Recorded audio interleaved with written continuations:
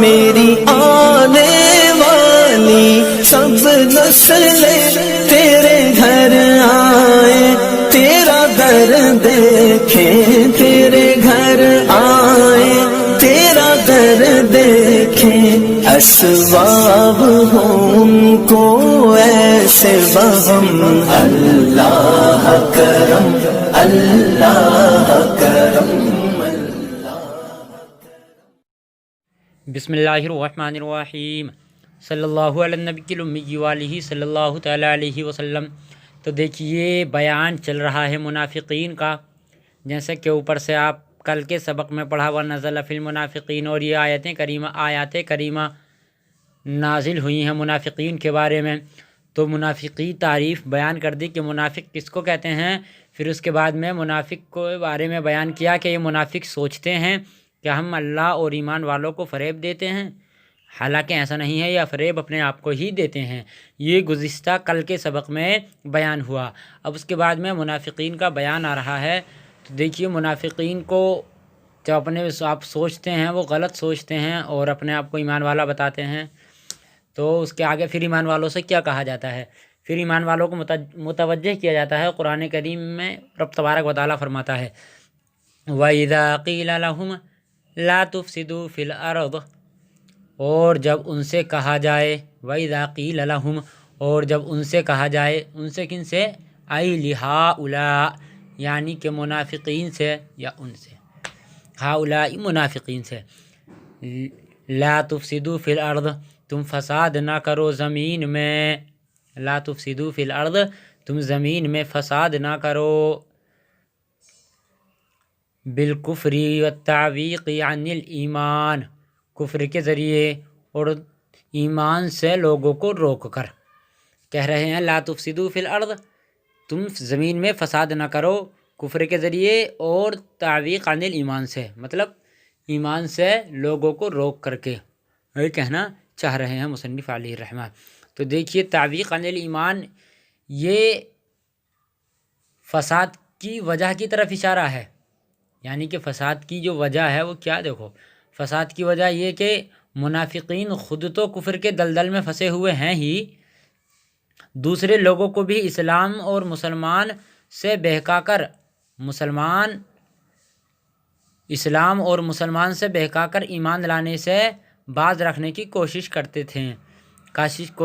تھے منافقین۔ جب اس طریقے کا عمل کرتے تھے کہ مسلمانوں سے بہکاتے تھے، اسلام سے بہکاتے تھے لوگوں کو، اور کہتے تھے کہ آپ مسلمان نہ ہوئیے گا، یہ ان کی کوشش رہتی تھی منافقین کی۔ تو یہی ایک فساد ہے اور یہی فساد کی وجہ ہے، جو فساد کی وجہ ہے۔ تو وہی کہہ رہے ہیں والتعویق یعنی الکفر عن الایمان، کفر کے ذریعے اور ایمان سے لوگوں کو روک کر، ایک تو یہ کہ خود کفر کے دلدل میں پھنسے ہوئے ہیں، دوسرا یہ کہ لوگوں کو ایمان سے روک کر، لوگوں کو ایمان سے بہکا کر کے یہ فساد کر رہے تھے زمین میں۔ تو اس کے بعد کہا قالوا انما نحن مصلحون، اب یہ منافقین کہتے ہیں قالوا، انہوں نے کہا انما نحن مصلحون، بے شک ہم سنوارنے والے ہیں، بے شک ہم مصلح ہیں، صلح کرنے والے ہیں، سنوارنے والے ہیں، وہ کہہ رہے ہیں منافقین قالوا انما نحن مصلحون وليس ما نحن عليه بفساد، وَلَيْسَ مَا نَحْنُ عَلَيْهِ بِفَسَادٍ، اور ہم فسادی نہیں، یعنی کہ ہم فساد کرنے والے نہیں، ہم تو سنوارنے والے ہیں، صلح کرنے والے ہیں، ہم فساد کرنے والے نہیں، یہ انہوں نے کہا وَلَيْسَ مَا نَحْنُ عَلَيْهِ بِفَسَادٍ، ہم فساد کرنے والے نہیں۔ تو دیکھیے اس عبارت سے مفسر علیہ الرحمہ، یعنی کہ مفسر علیہ الرحمہ حضرت علامہ مفتی جلال الدین سیوطی نے اس اعتراض کی طرف اشارہ کیا ہے، کس اعتراض کی طرف، کہ لا تفسدو کے جواب میں ان کا کہنا، لا تفسدو کہا گیا کہ تم فساد نہ کرو زمین میں، ان سے کہا گیا، انہیں دعوت دی گئی لا تفسدو فی الارض، تم زمین میں فساد نہ کرو منافقین کو، تو لا تفسدو کے جواب میں اب انہوں نے کیا کہا، منافقین کہہ رہے ہیں انما نحن مصلحون، بے شک ہم سنوارنے والے ہیں، صلح کرنے والے ہیں، لیس ما نحن علیہ بفسادین، ہم فسادی نہیں، ہم فساد کرنے والے نہیں۔ تو انہوں نے یہ لا تفسدو کے جواب میں کہا، لا تفسدو کے جواب میں کہا، تو یہ ان کا کہنا کیسے درست ہو سکتا ہے؟ کیسے درست ہو سکتا ہے؟ اس لیے کہ جب حصر کے طور پر اپنے آپ کو اصلاح یعنی کہ اصلاح کرنے والا ثابت کیا تو افساد کی نفی ہو گئی، یعنی کہ یہ اپنے آپ کو انما نحن مصلحون کے ذریعے حصر کے طور پر صلح کرنے والا ثابت کر رہے ہیں، تو ظاہر سی بات ہے جب یہ صلح کرنے والے ہو گئے تو اب فساد کی نفی ہو گئی، مطلب کہ یہ فساد نہیں کر رہے، صلح کر رہے ہیں، فساد کی نفی ہو گئی۔ جبکہ منافقین کو فساد فی الارض سے روکا گیا، قرآن کریم میں منافقین کو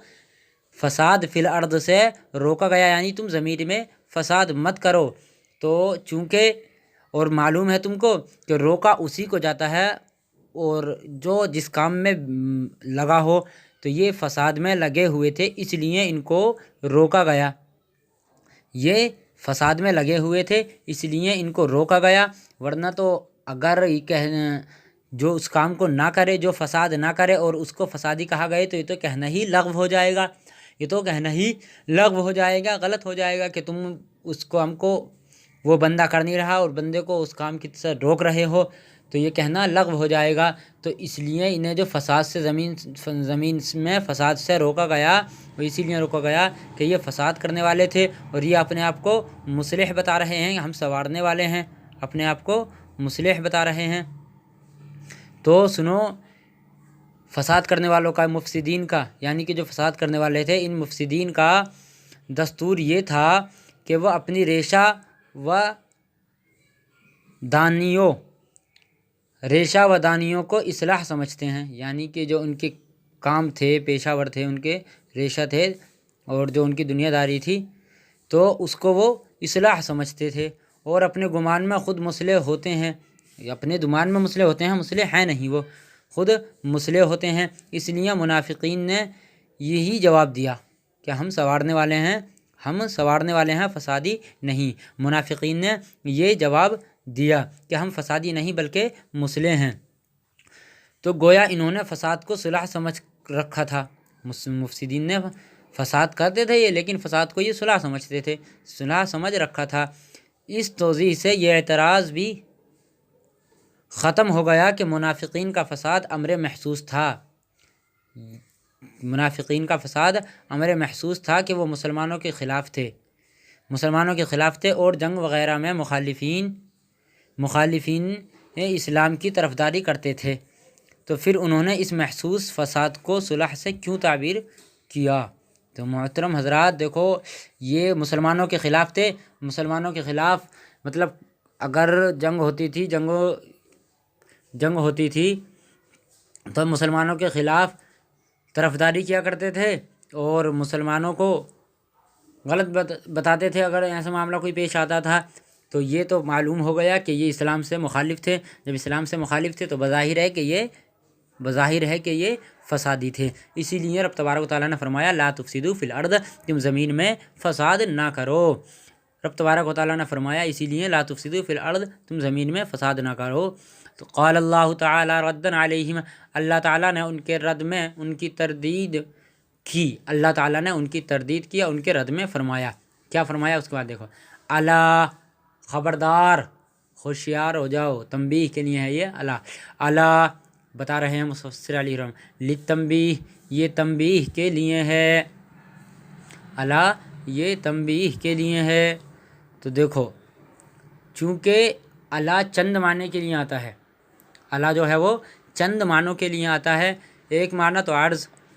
اور ایک معنی تخصیص اور ایک معنی آتا ہے تنبیہ، تو لہٰذا مفسر علیہ رحمہ نے واضح کر دیا کہ یہاں تنبیہ کے معنی میں ہے، یعنی ما بعد کی تحقیق پر تنبیہ مقصود ہے، ما بعد کی تحقیق پر تنبیہ مقصود ہے، جو ما بعد کی تحقیق ہو رہی ہے اس پر تنبیہ مقصود ہے، تو یہاں پر اعلیٰ جو ہے وہ تنبیہ کے لیے ہے کہ منافقین کا ہی مفسد ہونا متحقق ہے، ثابت ہے، کیا کہ منافقین کا ہی مفسد ہونا متحقق ہے، کیونکہ حمزہ استفہام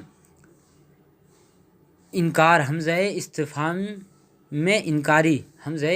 انکاری جب نفی پر داخل ہوتا ہے تو تحقیق کا افادہ کرتا ہے، اور یہاں پر حمزہ استفہامی انکاری نفی پر داخل ہے، لا یہ نفی ہے، نفی پر داخل ہے تو تحقیق کا افادہ کر رہا ہے یہاں بھی، تو وہی کہہ رہے ہیں کہ جب حمزہ استفہام انکاری جب نبی پر داخل ہوتا ہے تو تحقیق کا افادہ کرتا ہے کہ انکار نفی تحقیق کے انکار نفی یعنی کہ نفی کا انکار نفی تحقیق اثبات کو مستلزم ہے، اس لیے کہ انکار نفی تحقیق اثبات کو مستلزم ہے۔ تو معلوم ہو گیا کہ اللہ یہاں پر تنبیہ کے لیے ہے اور اللہ جو ہے تنبیہ کے لیے ہیں، اور یہ ما بعد کی تحقیق پر تنبیہ مقصود ہے، یعنی کہ ما بعد جو آ رہا ہے اللہ کے بعد جو آ رہا ہے، خبردار ہوشیار ہو جاؤ، خبر کرنے کے لیے کہ ایسا، تو یہ تنبیہ کرنے کے لیے آ رہا ہے اللہ۔ پھر دوسری بات ما بعد کی دوسری بات یہ ہے کہ ما بعد کی تحقیق ہے، ما بعد کی تحقیق کے لیے آ رہا ہے تو ما بعد کی تحقیق کی تنبیہ کے لیے ہی ہے، تو وہی کہہ رہے ہیں الا انہم ہم المفسدون ولکن لا یشعرون، خبردار بے شک وہی فساد کرنے والے ہیں، مفسد ہیں فساد کرنے والے، بے شک وہی مفسد ہیں، ولکن لا یشعرون، اور لیکن ان کو شعور نہیں، سمجھ نہیں، وہ سمجھتے نہیں کہ ہم فساد کرنے والے ہیں، بذالک اس کا کس کا فساد کا ان کو شعور نہیں، بذالک اس کا یعنی کہ فساد کا ان کو شعور نہیں۔ وَإِذَا قِيلَ لَهُمْ آمِنُوا كَمَا آمَنَ السُّفَهَاءُ، اور جب ان سے کہا جائے تم ایمان لاؤ، کما آمن السفہاء جیسا کہ دوسرے لوگ ایمان لائے، اور جب منافقین سے کہا جائے کہ تم ایمان لاؤ جیسا کہ ایمان لائے دوسرے لوگ، دوسرے لوگ سے مراد دیکھو اصحاب النبی صلی اللہ علیہ وسلم، یعنی کہ نبی کریم صلی اللہ تعالیٰ علیہ وسلم کے صحابہ ساتھی، نبی کریم صلی اللہ تعالیٰ علیہ وسلم کے ساتھی جیسے ایمان لائے اسی طرح تم ایمان لاؤ۔ تو دیکھیے حضرات یہاں پر اصحاب نبی کہا تو مفسر علیہ الرحمہ نے اس تفسیر سے اشارہ فرمایا ہے کہ الناس میں الف لام عہد کا ہے، پہلی بات تو یہ مفسر علیہ الرحمہ نے اشارہ فرمایا کہ الناس میں الف لام عہد کا ہے، ٹھیک ہے۔ اس کے بعد بتا رہے ہیں کہ الجہال سے منافقین کے قول کی توضیح مقصود ہے، آگے الجہال آ رہا ہے، آگے جو الجہال آ رہا ہے تو اسی الجہال کی سے منافقین کے قول کی توضیح مقصود ہے، تو وہ دیکھو بعد میں بتاؤں گا، پہلے ترجمہ دیکھو۔ بذالک اس سے وَإِذَا قِيلَ لَهُمْ آمِنُوا كَمَا آمَنَ النَّاسُ، اور جب ان سے کہا جائے کہ تم ایمان لاؤ اور دوسرے لوگوں کے ایمان لانے کی طرح اصحاب النبی صلی اللہ علیہ وسلم نبی کریم صلی اللہ علیہ وسلم کے ساتھیوں کی طرح، قالوا انہوں نے کہا، انہوں نے منافقین نے کہا، منافقین کہتے ہیں انؤمن کما آمن السفہاء، کیا ہم ایمان لائیں بے وقوفوں کے ایمان لانے کی طرح، معاذ اللہ، انؤمن آمان حمزہ استفہامیہ یہاں پر، انؤمن کیا انؤمن ہم ایمان لائیں، آمن السفہاء سفہاء بے وقوف لوگوں کی طرح۔ اس کے بعد تفسیر کر رہے الجہال یعنی جہال کی طرح، یہ ای لا نفعل کفعلہم یعنی ہم نہیں کرتے، منافق کہہ رہے ہیں لا نفعل کفعلہم ہم نہیں کرتے ان کے کرنے کی طرح۔ قال اللہ تعالی ردا علیہم، اللہ تعالیٰ نے ان کی تردید میں فرمایا، اب ان کی تردید میں کیا فرمایا، الا انہم هم السفہاء ولکن لا يعلمون، خبردار تنبیہ، انہم بے شک وہی ہم السفہاء بے وقوف ہیں، الا انہم هم السفہاء بے شک وہی بے وقوف ہیں، ولکن لا يعلمون لیکن وہ جانتے نہیں، ٹھیک ہے۔ تو دیکھو یہی وہ تشریح دیکھیے، اب اس کے بعد میں لاسٹ والے جملے کی اصحاب النبی صلی اللہ تعالیٰ علیہ وسلم، تو اصحاب النبی میں جو کہا تو اصحاب النبی اس لیے کہا یہاں پر الف لام عہد کا ہے، الف لام عہد کا ہے، یہ بتا دیا مفسر علیہ الرحمہ نے، اس طرف اشارہ کر دیا۔ اس کے بعد دیکھیے آگے تفسیر کی الجہال، آگے جو تفسیر کی الجہال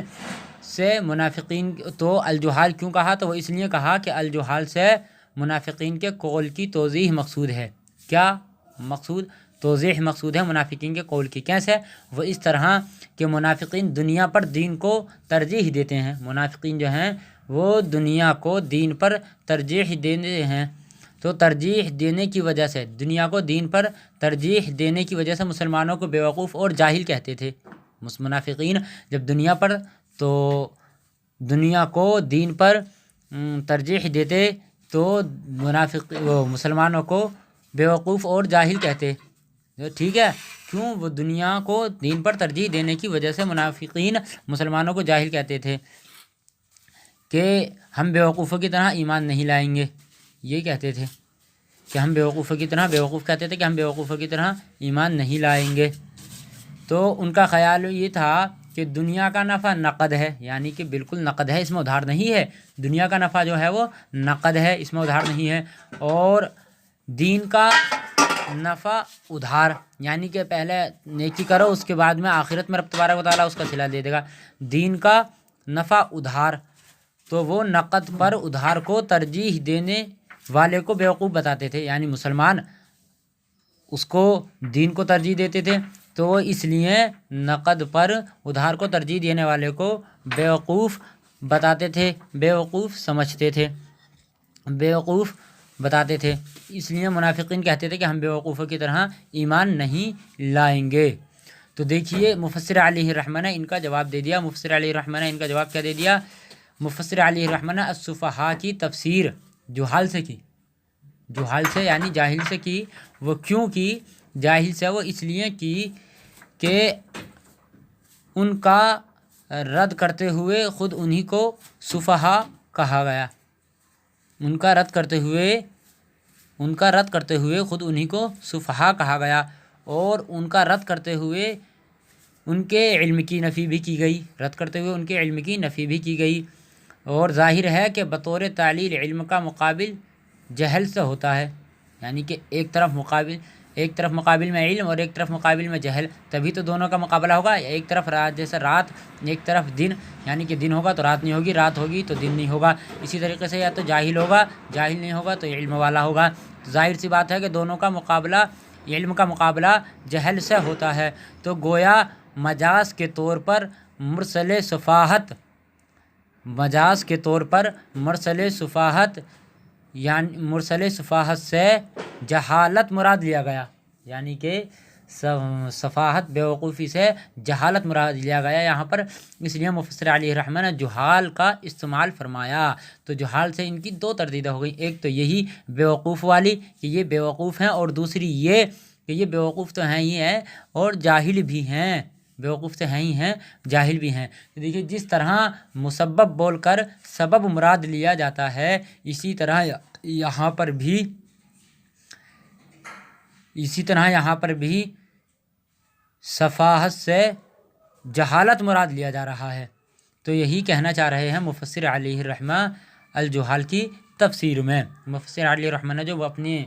قول، جو مفسر علیہ الرحمہ نے تفسیر کی جہال کی، تو ان کا اسی طرف اشارہ ہے، یہی بتانا چاہ رہے ہیں مفسر علیہ الرحمہ۔